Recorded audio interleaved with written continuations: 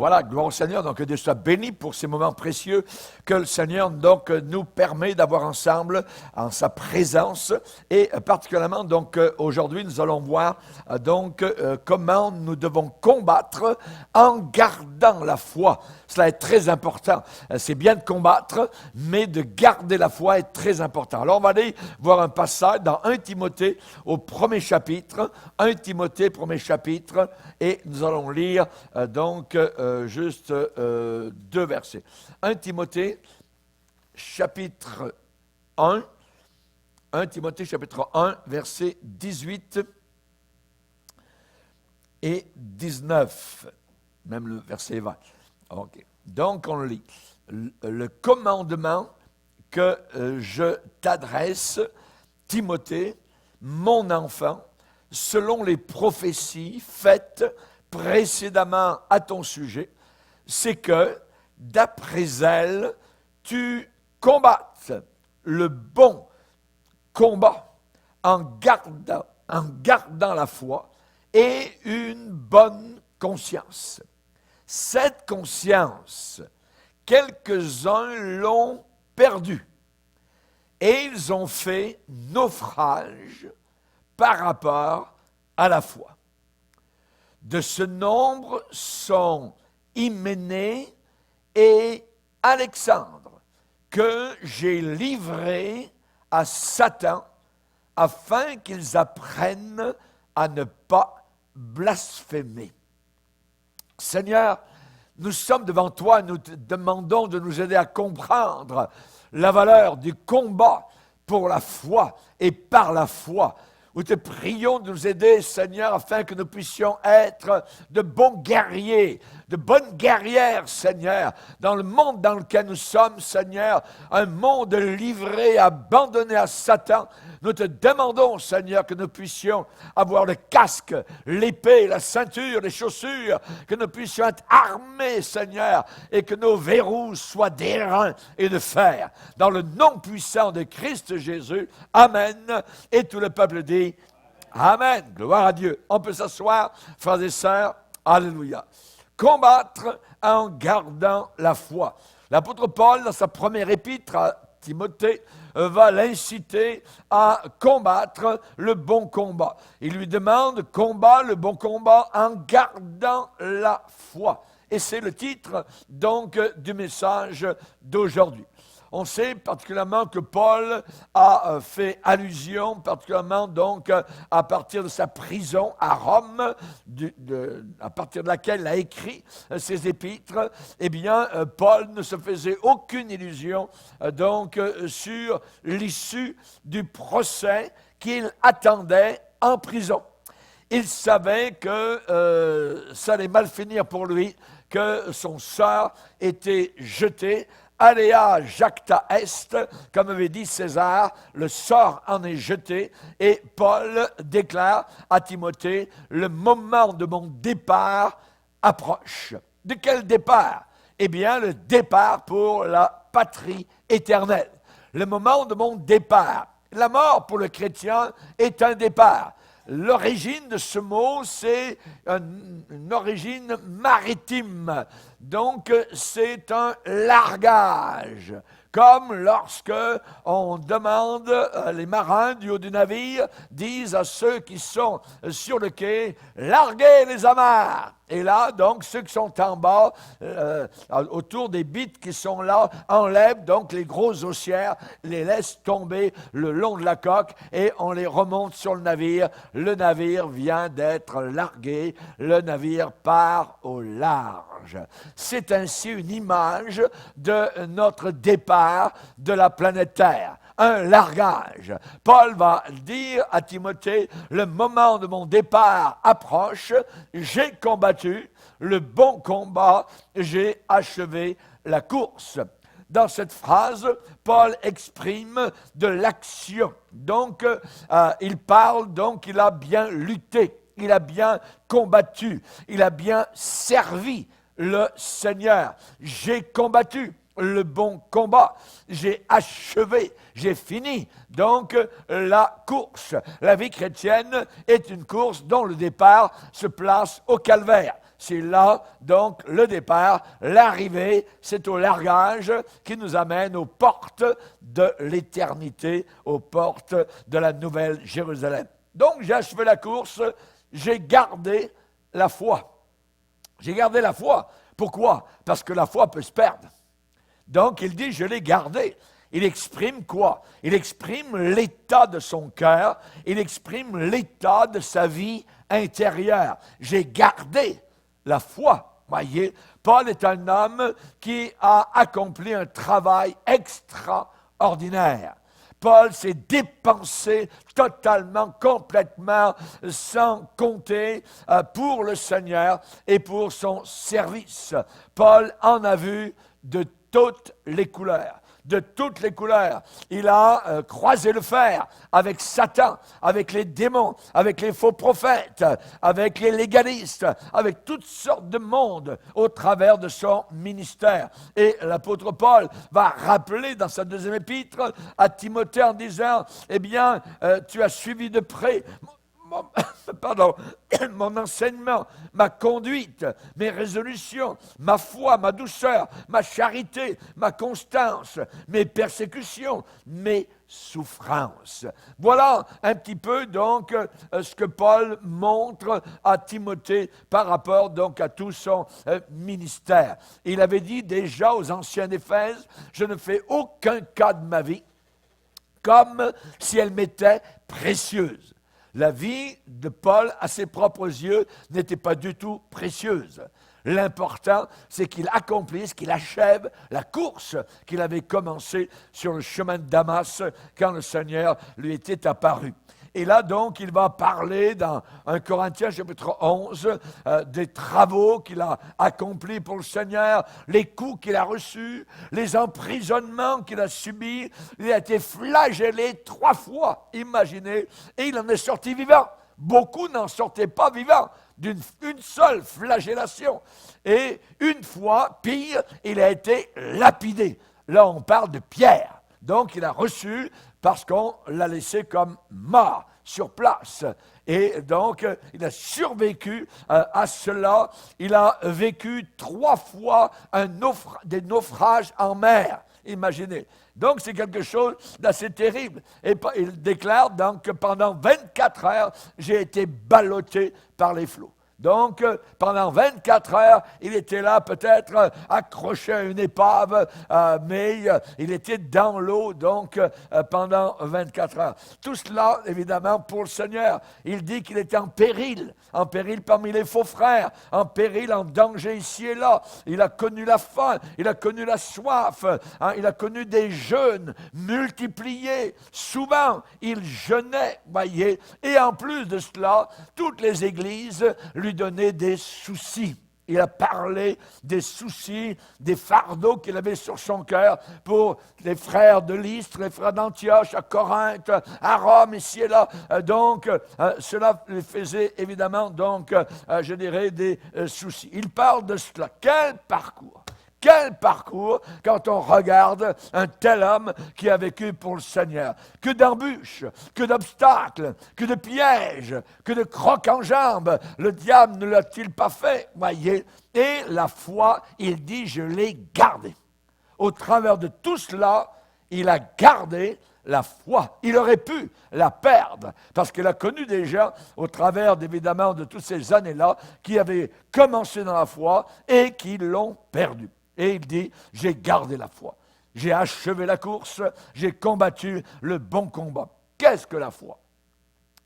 La foi est une ferme assurance des choses qu'on espère et la démonstration de celles qu'on ne voit pas. Qu'on ne voit pas. Ici-bas sur terre, nous aimerions tous voir, voyez. Mais non, la règle du jeu, c'est marche par la foi sans voir. Un jour, tu verras. En attendant, tu dois marcher par rapport aux promesses qui t'ont été faites dans les Saintes Écritures. La foi est un état d'esprit qui se repose sur Dieu. On se repose sur Dieu, on se repose sur ses promesses, on se repose sur sa parole. Et à la fin de sa vie, il a écrit « J'ai gardé la foi ». J'ai gardé la foi. Hein? Il n'a pas dit j'ai fondé tant d'églises, il n'a pas dit j'ai accompli tant de miracles, même des miracles extraordinaires. Non, non, non. Il dit j'ai gardé la foi. J'ai gardé la foi. Voyez, la foi, ce n'est pas seulement une question de conviction, c'est une assurance ferme. C'est une ferme assurance. Voyez, donc c'est un état d'esprit qui se repose uniquement sur Dieu. Béni soit l'homme qui se confie en Dieu. Maudit soit l'homme qui place sa foi dans l'homme. Voyez? Et Paul avait placé sa foi dans le Seigneur. Cet état d'esprit, cet esprit de foi, eh bien, a amené une sorte de manière de vivre pour l'apôtre Paul. Concrètement, c'était une forme de vie, une attitude, une conduite. Voyez, il a dit, je vis dans la foi au Fils de Dieu. Je vis dans la foi au Fils de Dieu. Et la foi est aussi une démonstration des choses qu'on ne voit pas. J'ai gardé la foi. Je l'ai gardée. Arrêtons-nous sur le verbe « garder ». J'ai gardé la foi. Ça veut dire, j'en ai pris soin. Je l'ai maintenue. J'ai veillé sur. J'ai conservé. J'ai protégé cette foi. Pourquoi? Parce qu'il faut veiller. Parce qu'on a un ennemi, des ennemis.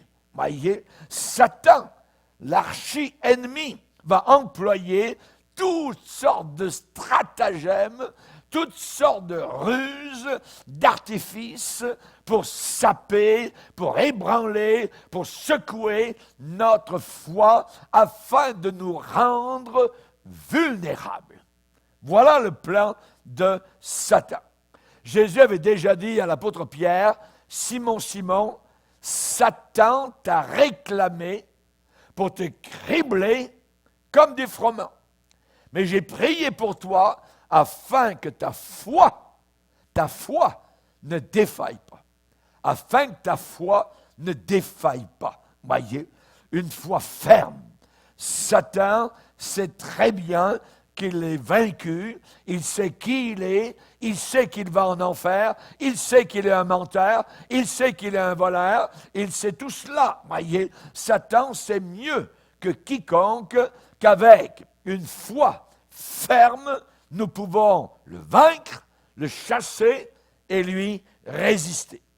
Par exemple, Pierre va dire, résistez-lui avec une foi ferme, sachant que les mêmes souffrances sont imposées à vos frères et sœurs dans le monde entier, sur les 5 continents, c'est la même chose. C'est la même chose, partout, tout autour de la planète. Résistez-lui avec une foi ferme.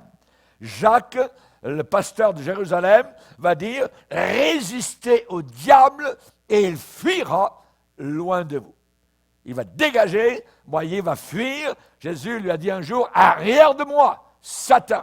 Donc, c'est la résistance. Vous ne pourrez jamais le vaincre en discutaillant avec lui ou avec des démons. Jamais de la vie. Ne parlez pas, résistez, simplement. Résistez, voyez.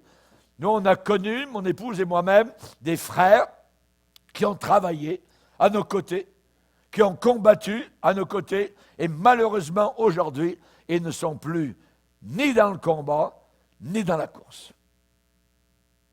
Ni dans le combat, ni dans la course. Moi, j'appelle ces gens-là des traîtres à l'alliance. Des traîtres à l'alliance. Mais je suis convaincu que la chute de ces frères n'est pas arrivée d'un seul coup. Il y a eu tout un cheminement pour arriver à cette désertion. Il y a eu un système de progression, une sorte de goutte à goutte. Une goutte qui tombe après une autre peut briser toute une maison, un mur de ciment, de goutte à goutte.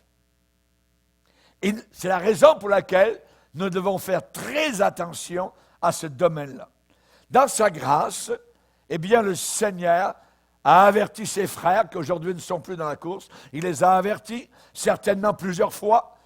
Dans sa grâce, le Seigneur a usé de patience, comme il a usé de patience avec la prophétesse fausse dans l'église chrétienne de Thyatire, où le Seigneur va dire, je lui ai donné du temps pour qu'elle se repente, mais elle ne veut pas se repentir. Alors, je vais faire mourir ses enfants. Ah, mes amis, voyez. Donc, ce n'est pas une petite affaire de résister, voyez, sciemment à l'Esprit du Seigneur. Alors, on sait que Saül a été appelé de Dieu, il a bien commencé, mais un beau jour, eh bien, son bouclier et sa couronne ont roulé dans la ferraille. Pourquoi? Progressivement, désobéissance, après désobéissance, après désobéissance. Repris, continue à désobéir, repris, continue à désobéir. C'est très dangereux, évidemment. Et un jour, ces gens que nous avons connus dans le ministère, qui ne sont plus donc dans le ministère, dans la course, un jour, tout a craqué. Tout a craqué, c'était fini. Et je crois qu'on peut être encore pasteur en titre et en fonction et être déjà rétrograde. Certainement. Jésus a dit un jour à l'apôtre Pierre, « Paie mes brebis. » Paie mes brebis. Voyez? Mes brebis, ça veut dire, dans l'original, mes agneaux, mes petites brebis. Paie, nourris-les, nourris-les. Le Seigneur a dit cela 3 fois à l'apôtre Pierre. En français, dans nos traductions, eh bien, nous avons le verbe paître. Le texte original a 2 verbes seulement différents. La première fois où Jésus a dit à Pierre, « Paie mes brebis », et la 3e fois où il a dit « Paie mes brebis », ça veut dire les paître, les nourrir. Mais la 2e fois, quand il a dit « paie mes brebis », ce n'est pas le même mot grec. La première fois, la 2e fois, « nourrir mes brebis », c'est « basko » en grec. Mais la 2e fois, Jésus n'a pas employé le même verbe. Il a employé « poimaino », qui veut dire « conduit ». Conduit. Donc, dirige mes brebis, mes agneaux. Hein? La version Darby dit « sois le berger de mes brebis ». Sois le berger de mes brebis. Et là, il y a 2 pensées complémentaires.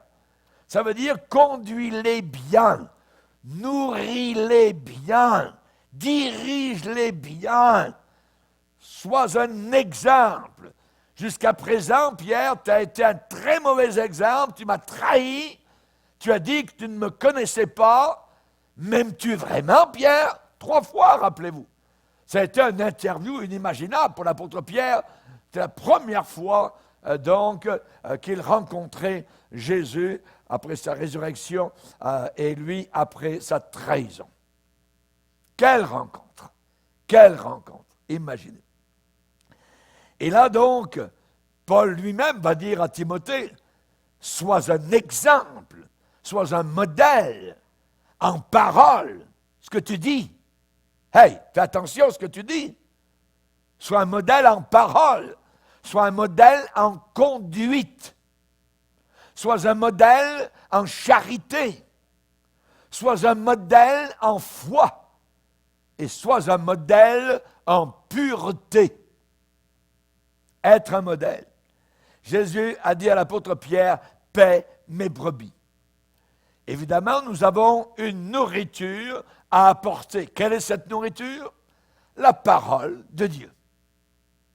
L'homme ne vivra pas uniquement de pain, de biscuits, de gâteaux, de pommes de terre, ainsi de suite, de frites, voyez, mais de toute parole qui sort de la bouche de Dieu. Le chrétien mange la parole. Cette parole le nourrit. Alléluia. Et, comme pasteur, eh bien, il faut être berger selon le cœur de Dieu. Ça veut dire conduire, diriger. Ça veut dire être des exemples à vos yeux. Et il y a une grande différence entre un mercenaire et un berger. Un mercenaire et un berger. Le mercenaire, lui, c'est l'argent qui l'intéresse. Le berger, lui, ce sont les brebis qui l'intéressent. Quand Paul parle aux Thessaloniciens, il va leur dire, donner deux exemples de ce qu'il a été pour eux. Une nourrice et un père. Nous avons été pour vous comme une nourrice. Que fait la nourrice? Elle nourrit. Que fait le père? Il veille sur ses enfants. Il en prend soin.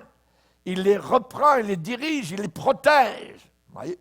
Et donc, le mercenaire, qui lui, c'est pour l'argent, et le berger, lui, le véritable, pour les brebis, eh bien, les deux font paître les brebis. Les deux font le même travail. Les deux ont la même apparence extérieure. Mais l'un fait son travail avec un cœur de berger et l'autre sans que son cœur y soit. Sans que son cœur y soit. Maudit soit celui qui fait avec négligence, frivolité, l'œuvre du Seigneur. Il y a une malédiction. Jésus a dit, le mercenaire ne se met pas en peine des brebis. Il s'en fout. Le mercenaire se fout des brebis. Le mercenaire ne se met pas en peine des brebis. Ça veut dire que les brebis lui importent peu. J'ai regardé ça en préparant votre nourriture aujourd'hui, différentes versions de ce verset. C'est très intéressant. Notre version déclare « Le mercenaire ne se met pas en peine des brebis ». D'autres versions, une dit « Il ne s'en soucie pas et ne s'intéresse pas à elle ». Une autre version dit « Il n'en a cure ». Une autre version dit « Elles ne lui tiennent pas à cœur ». Une autre version dit « Il fait ce métier pour de l'argent ». Une autre version dit « Les brebis ne l'intéressent pas ». Tout cela, vous avez compris la pensée décrite par Jésus. Le mercenaire ne se met pas en peine des brebis. Et Jésus va dire à Pierre « Sois le berger de mes brebis. Sois le berger de mes brebis. » Et surtout pas un berger comme type, je dirais, de ceux que l'on trouve dans Ézéchiel 34. Et on va le lire, Ézéchiel 34. Ézéchiel 34, verset 1er, il est dit, « La parole de l'Éternel me fut adressée en ces mots. Fils de l'homme, prophétise contre, ou prêche contre les pasteurs d'Israël. Prophétise et dis-leur aux pasteurs, ainsi parle le Seigneur, l'Éternel. Malheur aux pasteurs d'Israël qui se paissaient eux-mêmes. Les pasteurs ne devaient-ils pas paître le troupeau? Vous avez mangé la graisse, vous vous êtes vêtus avec la laine, vous avez tué ce qui était gras. Vous n'avez point fait paître les brebis. Vous n'avez pas fortifié celles qui étaient faibles, guéri celles qui étaient malades, pansé celles qui étaient blessées. Vous n'avez pas ramené celles qui s'égaraient. Vous n'avez pas cherché celles qui étaient perdues, mais vous les avez dominées avec violence et avec dureté. Elles se sont dispersées parce qu'elles n'avaient pas de pasteur. Et elles sont devenues la proie de toutes les bêtes des champs, c'est symbolique donc des puissances diaboliques, voyez, elles se sont dispersées. Donc ici, nous voyons l'importance d'avoir un bon pasteur, de prier pour ce pasteur, de le garder. Et donc, je dirais, de demander au Seigneur qu'il fasse son travail avec joie, avec joie. David a combattu l'ours et le lion pour protéger ses petites brebis. Il le déclare lui-même. Alors, qu'est-ce qu'il faut faire? Ne jamais débrayer. Savez-vous ce que c'est que de débrayer? Vous avez déjà conduit des voitures à l'ancienne, donc avec les vitesses, voyez, vous appuyez donc sur la pédale de débrayage, voyez, et donc quand vous débrayez, qu'est-ce que ça fait? Que Dieu nous garde, spirituellement parlant, de faire cela.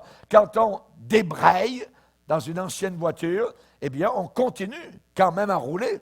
Même si vous appuyez donc sur la pédale de débrayage, hein, la voiture continue à rouler sur sa lancée, 90 km/h, puis ensuite on passe à 88, 85, rapidement 80, 70, et ainsi de suite.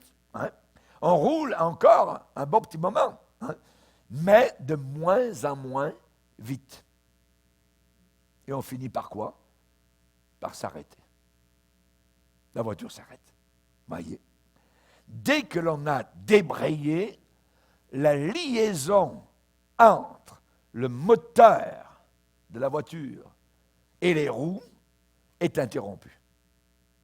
Dès qu'on débraye. Dès que l'on a débrayé, il n'y a plus de contact avec la force motrice, dans cette relation, je dirais, avec la source d'énergie. Et ce n'est pas tout de suite que la voiture s'arrête, mais plus tard. Et ça, c'est certain. C'est certain. Paul va dire aux Galates qui avaient débrayé, vous courriez bien dans la course chrétienne. Ça allait bien. Qui vous a arrêté? Vous avez débrayé. Qui vous a arrêté? Pour vous empêcher d'obéir à la vérité. Cette influence ne vient pas de celui qui vous a appelé. Celui qui vous a appelé, ce n'est pas lui qui vous pousse à débrayer. Qu'est-ce qu'il faut faire? Il faut rester embrayé. Le contraire. Et quand on reste embrayé, on garde la foi. On garde la foi. On a le contact avec le moteur spirituel, le Seigneur, la puissance du Saint-Esprit. On reste en contact, en communion, en relation avec le Seigneur. Et notre seule et véritable source d'énergie spirituelle, c'est lui. C'est lui le moteur. Ne débrayons jamais. Jamais en vacances. Jamais. Vous aviez pensé prendre des vacances spirituelles? C'est très dangereux. Ne prenez jamais, de toute votre vie sur la terre, ne prenez jamais de vacances spirituelles. Amen. Alléluia. Gloire au Seigneur.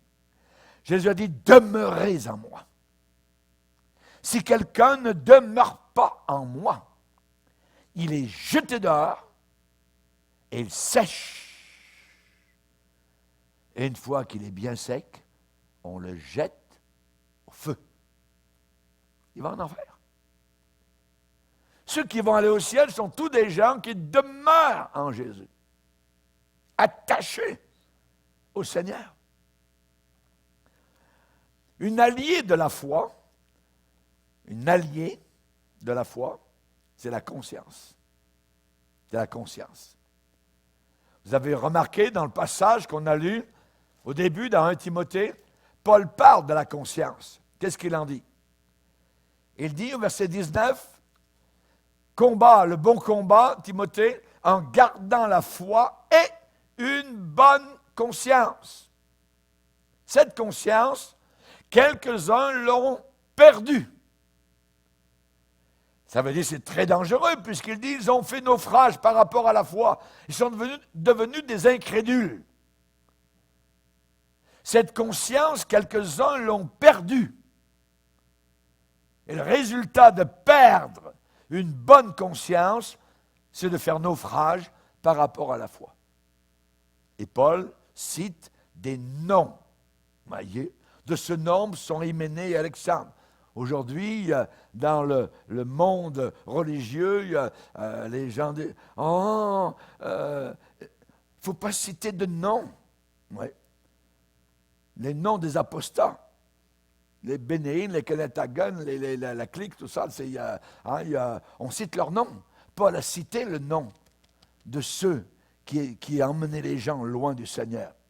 Et là, il cite donc Hyménée et Alexandre. Un peu plus loin, il va citer le nom de Philette, de Phygèle, Hermogène, Démas. Il cite des noms, voyez, pour que les gens soient situés, savoir où est-ce que, évidemment, ce qu'il ne faut pas écouter, s'éloigner de ces genres de ministères-là qui sont très dangereux. Alors la conscience. Parlons de la conscience. Cette conscience, certains l'ont perdue et ils ont fait naufrage par rapport à la foi. Naufrage, c'est assez rapide. L'eau commence à rentrer dans le navire et ensuite c'est une question de minutes ou d'heures. Ensuite, on voit que l'étrave se lève et ensuite, tchouk, le navire descend comme une flèche au fond de l'océan. Naufrage par rapport à la foi. Paul dit dans son dernier mille, juste avant son entrée au ciel, j'ai gardé la foi. J'ai gardé la foi. La conscience. C'est très important. S'il y a un divorce entre la foi et cet allié qu'est la conscience, c'est certain, c'est le naufrage. C'est le naufrage. La conscience. La conscience. Tu combattes le bon combat en gardant la foi et une bonne conscience. Cette conscience, quelques-uns l'ont perdue, ils ont fait naufrage, l'ont perdue. Notez le verbe perdre. Si le sel perd sa saveur. La femme, elle avait perdu la drachme. Une brebis peut se perdre. Brebis du Seigneur. Voyez? Et là, évidemment, donc, ils l'ont perdu. Ce n'est pas comme, chérie, je ne sais pas où j'ai mis mon trousseau de clés de la voiture. Je l'ai perdu. Voyez? Ce n'est pas du tout la même affaire, là. Hein? Vous pouvez perdre votre trousseau de clés parce que c'est involontaire. Mais ici, cette conscience qui a été perdue, c'est volontaire. C'est un abandon volontaire. Comme à Éphèse, quand le Seigneur dit « Ce que j'ai contre toi, c'est que tu as abandonné ton premier amour. » Cet abandon, c'est un abandon volontaire, les deux yeux ouverts. La conscience, je dirais, pleinement ouverte. Mais je désobéis. Mais je veux faire ma volonté. Et ainsi de suite. Vous voyez? OK. Ils l'ont perdu. Ils ont perdu cette conscience. Ça veut dire qu'ils l'ont repoussée, la conscience. La conscience s'est lamentée, la conscience a réagi, la conscience a fait son travail, mais ils l'ont rejetée. La version Darby dit, ils l'ont rejetée. Cette conscience, quelques-uns l'ont perdue dans la Bible seconde. Darby dit, certains, cette conscience, ils l'ont rejetée. Synodale, la version synodale dit, quelques-uns ont renoncé à cette bonne conscience. Bonne nouvelle aujourd'hui déclare, ils ont refusé d'écouter leur conscience. La version Crampon déclare, c'est pour avoir jeté leur conscience par-dessus bord que d'aucuns ont fait naufrage. Comment est ta conscience aujourd'hui, maintenant? J'aimerais vous dire qu'être pasteur, ce n'est pas une profession. Ma profession n'est pas pasteur. Être pasteur, c'est une vocation. C'est bien différent. C'est un appel qui vient du ciel. Et là, on parle de conscience pastorale, conscience professionnelle.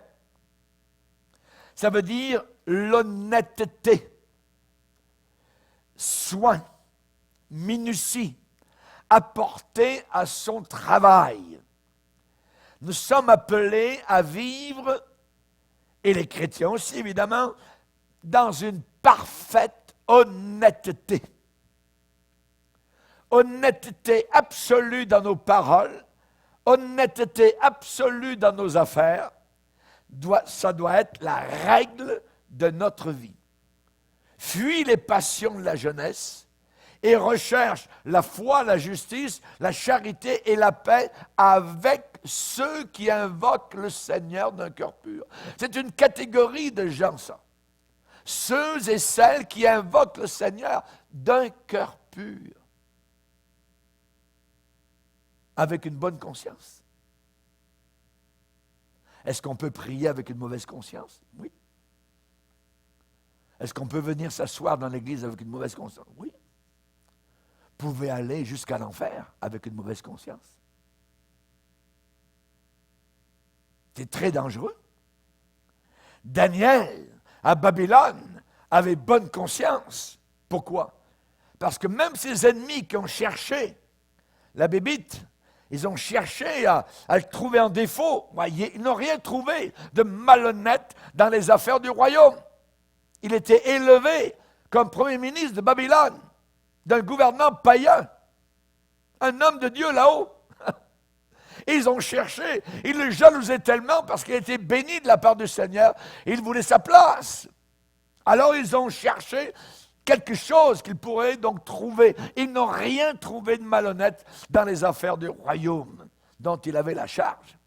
Ils ont beaucoup cherché. Beaucoup cherché. Et ils n'ont rien trouvé. Pourquoi? Parce que la Bible dit que Daniel avait en lui un esprit supérieur.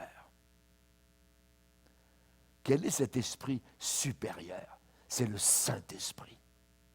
C'est l'Esprit de Dieu qui est en nous. Cet esprit supérieur qui nous garde du mal, qui nous protège. Et la Bible dit qu'ils ne purent trouver aucune occasion, ni aucune chose à reprendre, parce qu'ils étaient fidèles à Dieu. Fidèles à Dieu. Le monde vit dans la fraude.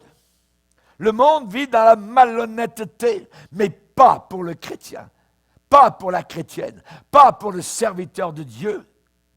Timothée, sois un modèle pour les fidèles.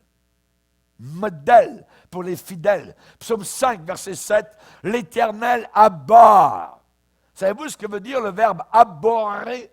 Il hait, il repousse, il a une répulsion totale, abhorre. L'Éternel abhorre les hommes de sang et de fraude.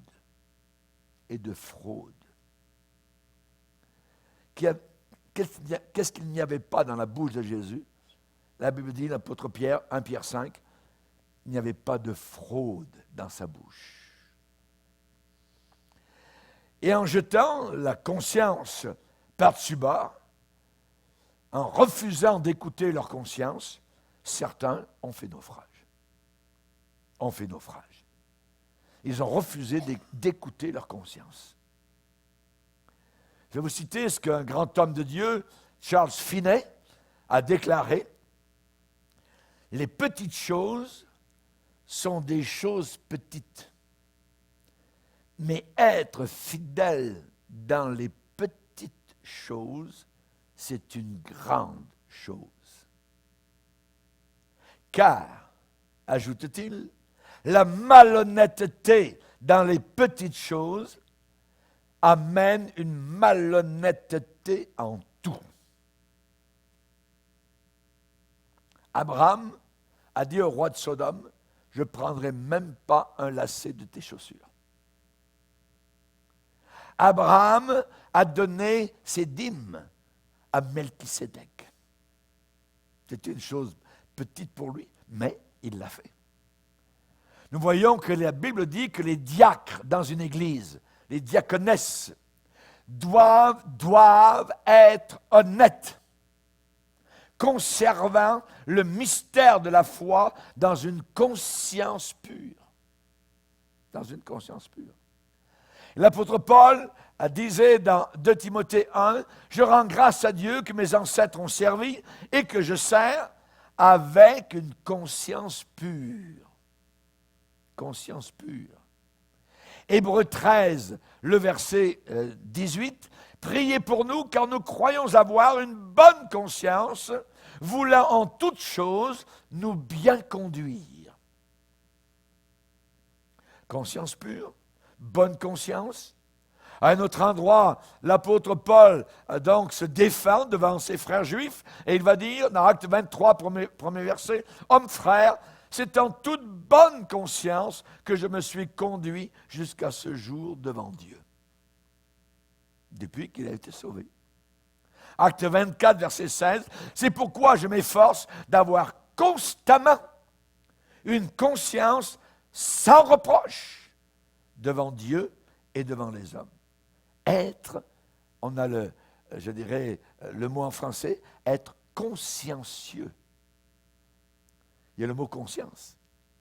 Quelqu'un qui est consciencieux, ça veut dire quelqu'un qui est sérieux, qui fait son travail, vous savez qu'il va le faire, s'il le dit, ainsi de suite, donc il est à la hauteur de sa parole. Il est consciencieux.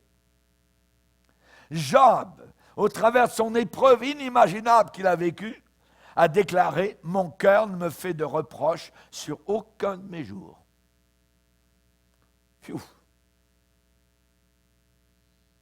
2 Corinthiens, 1er chapitre, verset 12, « Car ce qui fait notre gloire, c'est le témoignage de notre conscience que nous nous sommes conduits dans le monde et surtout à votre égard avec sainteté et pureté devant Dieu. »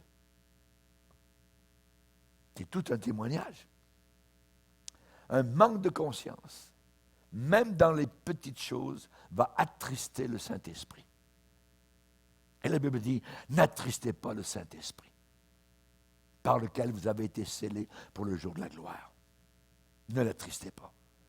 Un manque de conscience va nous priver de l'onction du Saint-Esprit. De l'onction du Saint-Esprit. Et on en a besoin. Samson a fait sauter la cabane. Pourquoi? Parce qu'il pensait qu'il pouvait servir Dieu avec une mauvaise conscience. Vous vous rappelez? Et il ne savait même pas qu'un jour, le Saint-Esprit s'était retiré de lui. Mais Paul, à quelques longueurs, je dirais, de la ligne d'arrivée, pouvait dire, j'ai gardé la foi. J'ai gardé la foi. Que Dieu nous fasse grâce à tous et chacun d'être parmi les imitateurs de l'apôtre Paul. À nous aussi, la couronne de justice nous sera réservée. Alléluia. Et en publiant la vérité, eh bien, en témoignant ici et là, eh bien, nous nous recommandons à toute conscience d'homme devant Dieu. J'ai combattu, j'ai achevé, j'ai gardé. J'ai gardé la foi. J'ai gardé la foi. Peut-être avons-nous besoin d'un zèle nouveau, frais. Alléluia. Ne pas nous laisser enliser par l'esprit de ce monde. La Bible dit des soucis de ce monde, des soucis étouffent la parole de Dieu. Ça étouffe le moteur. Les soucis. Et nous, on dirait que les soucis, ben, c'est normal. Puis, non. Les soucis, dès qu'ils arrivent, on les remet au Seigneur. Soucis arrivent. Seigneur, prends-en soin. On remet tout au Seigneur. Et ainsi, les années vont passer. Et vous allez vous retrouver, comme Paul, à la ligne d'arrivée et vous direz, j'ai combattu le bon combat, j'ai achevé la course, j'ai gardé la foi. Baissons nos têtes et prions. Alléluia. Seigneur, nous te bénissons de nous parler. Nous te bénissons de nous interpeller. Merci Seigneur, donne-nous ce zèle pour ta maison, que nous puissions dire, avec toi, le zèle de ta maison me dévore. Seigneur, nous te le demandons, ce zèle. Purifie nos consciences, sanctifie nos consciences. Nous ne voulons pas faire naufrage par rapport à la foi. Donne-nous une mentalité de guerrier, de guerrière, de soldat, de combattant, que nous puissions dire, j'ai combattu le bon combat. Alléluia. Aide-nous à achever la course dans la carrière que tu nous as ouverte. Aide-nous à rester jusqu'au bout, Seigneur. Alléluia. Nous savons que la tiédeur est un poison. Aide-nous, s'il te plaît, Seigneur, à oublier ce qui est en arrière et à nous précipiter vers ce qui nous attend, là-haut dans la gloire. Déjà, nous voyons les lumières de la Nouvelle Jérusalem, cette lumière éternelle, les chants, la joie, la musique, là-haut dans la gloire. C'est là que sont fixés nos regards. Et c'est toi que nous voulons voir, Seigneur. Merci, Seigneur. Aide-nous, Seigneur, à obéir à tes saintes injonctions. Alléluia. Merci, Seigneur, car nous savons que tu ne parles jamais aux absents. Tu parles toujours à ceux et celles qui sont présents. Merci, Seigneur, pour ceux qui aujourd'hui sont présents et entendent ta puissante injonction. Dans le nom de Jésus, Amen. Et tout le peuple dit Amen. Alléluia, gloire à Dieu. Que Dieu soit béni. Pour écouter plus de conférences de prédication et d'études bibliques qui ne sont pas disponibles sur YouTube, rendez-vous sur notre site rbmif.org et vous allez accéder à notre menu messages, vidéos, prédications et vous aurez ainsi accès aux messages censurés. Que Dieu vous bénisse.